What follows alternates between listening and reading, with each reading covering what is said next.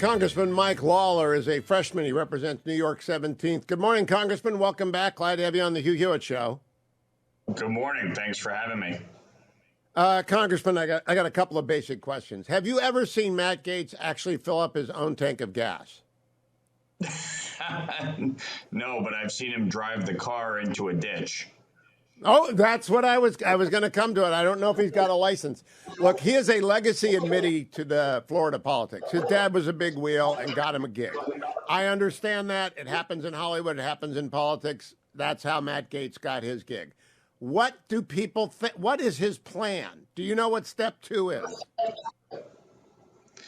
Look, this is remarkable. Obviously, he's been called Baby Gaetz for years, and obviously his daddy, as you alluded to, gave him his start in politics. He's a career politician who's never held a job outside of this.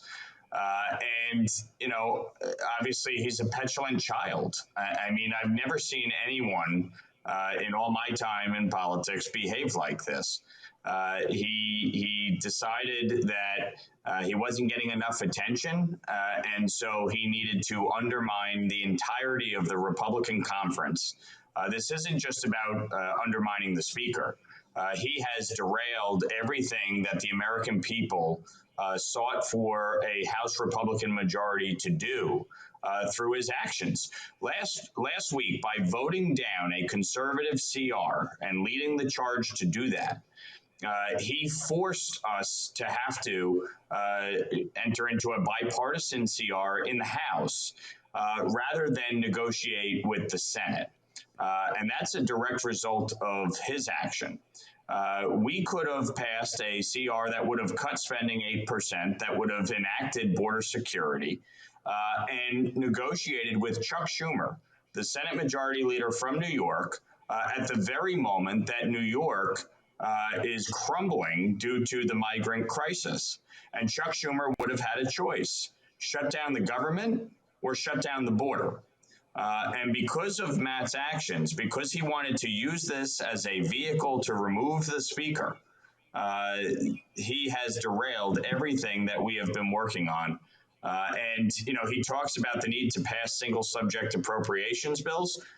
We have 45 days to do it, and now there's utter chaos because of him. Now, I want to follow up on his plan, because once you remove Speaker McCarthy, I don't know what happens when you take a speaker out. I know you couldn't organize the House to begin with, so he lost precious time at the beginning of this session. Now we are behind in appropriations. We're going to lose more time, but I don't know what happened. Do the committees continue to function because they've been organized and we just are leaderless, or does the Democrat get to put in a Democrat speaker? Well, the committees may be able to function a little bit, but the reality is you can't move anything on the House floor until you elect a speaker. And so the House floor would come to a halt, and obviously that would block our ability to pass these single subject appropriations bills. But worse than that, it would just create unnecessary chaos and turmoil and upend the House of Representatives. And this is what I have to say to my Democratic colleagues, because Matt Gaetz talks about, well, Kevin McCarthy will need Democrats to save him.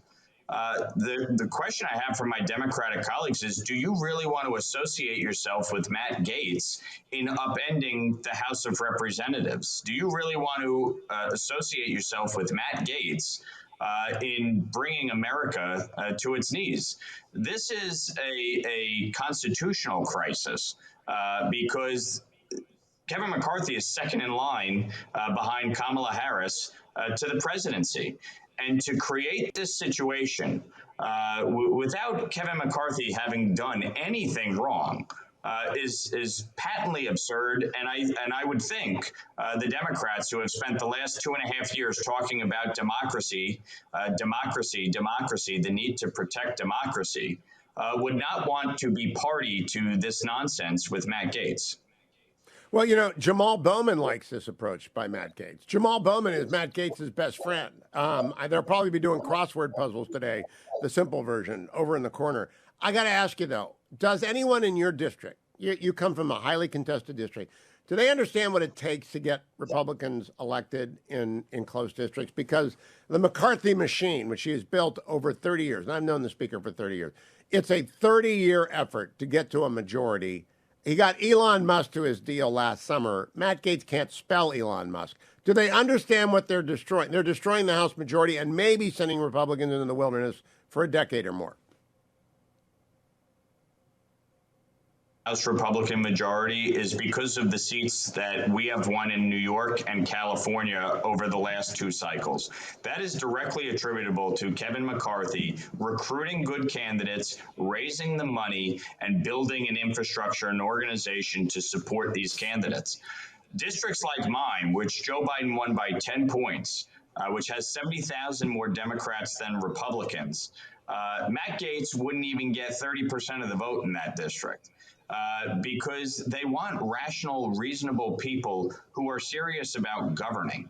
And I'm the first Republican to represent the majority of my district since Ben Gilman over 20 years ago. So they're not looking for people who are bomb throwers. They're looking for people who are willing to do the work. Legislating is hard. Matt Gaetz doesn't want to do that work. So all he wants to do is throw bombs, undermine the institution, burn it all down, and have Jamal Bowman pull the fire alarm. I mean, it's a clown show, as I said, 2 weeks ago, and Matt Gaetz is the ringleader right now. Now, Gaetz is raising money. I've seen the screenshot. I just posted it on my X account. People can see he's appealing for money, and he's raising money off of this. The incentive structure benefits him and everyone else who wants to raise money in a safe district. But people like Dan Bishop want to be the Attorney General of North Carolina. Matt Rosendale, Maryland Matt, wants to somehow trick Montanans into electing him. Ralph Norman wants to run for Senate in South Carolina. Does it work for any of them? Do any of them think this is going to work when you've got every single conservative commentator saying this is the dumbest thing I have seen in 34 years on the air? It truly is idiotic. I've never seen a handful of people trying to burn it all down. We're in a divided government. We're not going to get everything we want, but we have to be in a position to negotiate with Senate Majority Leader Chuck Schumer and the White House. And if we can't even get bills passed through the House because these folks refuse to work as a team, we're going to be in serious trouble.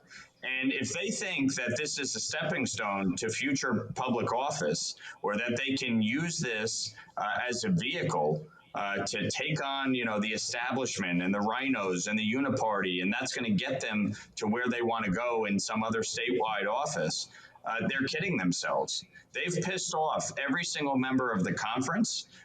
People who, generally don't have a bad word to say about anybody are enraged because they are undermining everything we are trying to do on behalf of the American people, and to take on the Biden agenda, to secure our border, to cut spending, to deal with the calamities that have ensued on the global stage. And yet their focus is, how can we disrupt? How can we remove the speaker and create enough chaos? I mean, do they really think that any of us will support any person that they want for speaker should Kevin McCarthy be removed? There is no way to have anyone other than Speaker McCarthy be speaker. But Mike Lawler, I'm curious about whether or not I am correct. I believe a lot of congressmen have endorsed Donald Trump. I stay in Switzerland because I'm fair to every Republican. I try and just be a Republican guy and talk to them all. But I know that many, many congressmen have endorsed Donald Trump who also love Kevin McCarthy. But I think Matt Gaetz is trying to make Trump supporters believe he is speaking for and acting on behalf of the president. Am I correct that there are far more Trump endorsers in favor of McCarthy remaining speaker than there are with Gaetz? Oh, I think that's absolutely correct. Look, over 200 members support Kevin McCarthy and want him to remain as speaker. And I think they will not budge, myself included, will not budge from supporting Kevin, as we did during the 15 rounds for speaker in January. It is destructive to the institution, it's destructive to the party, and it's destructive to the country. And I think the vast majority of members, regardless of who they've supported for president or where they stand on the ideological spectrum, understand that Kevin McCarthy is the right person to lead our conference. He has put in the hard work. He has fought for this majority, and he deserves to be speaker. And unfortunately, we have a handful of malcontents that are doing their best to burn it down. So last question, Mike Lawler. I'd like to see a vote on this quickly, because if they're going to oust the speaker, I'd like the paralysis to hit right away, because they're stepping on the Virginia elections. And I mean, they're killing us in Virginia. I just would like people to know that as soon as possible. When will a vote come up on the motion to vacate? I'm hopeful we'll do it today. Just rip the Band-Aid off. Let's take the vote. Let's not let this drag on any further. I'm hopeful the votes are there. I believe they are. And again, I don't think the Democrats really want to associate or align themselves with Matt Gaetz. This is a man who's under ethics investigation and somebody that they have derided for years. So to associate themselves with his ploy to undermine the institution and undermine our democracy, I don't think they want to associate themselves with that. But time will tell. We have to have the vote by tomorrow. So I'm hopeful we do it today, and let's move forward. And I'll tell you, somebody like Bob Good, who represents Virginia, he was told, you are creating chaos in the lead up to the Virginia election. He supported the CR last week, the one that the speaker put forth.